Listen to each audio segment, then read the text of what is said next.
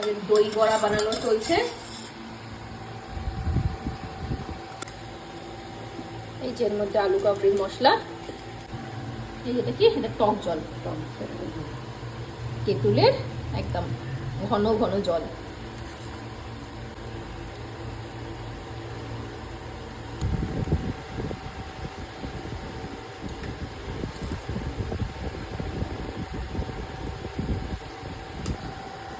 এবার এই ভাজা মশলা হাত দিয়ে দেবো মা, হাত দিয়ে দেবো, ধুয়ে নেবো। এর মধ্যে দিতে হবে অনেকটা করে ভাজা মশলা। এর মধ্যে লঙ্কা আছে মা? না, তাহলে অসুবিধা নেই, তাহলে বেশি করে দিতে পারি। হ্যাঁ ঠিক আছে, একদম। এর মধ্যে পড়ে গেল ভাজা মশলা, একটু করে এরকম ভাবে নাড়িয়ে দিতে হবে।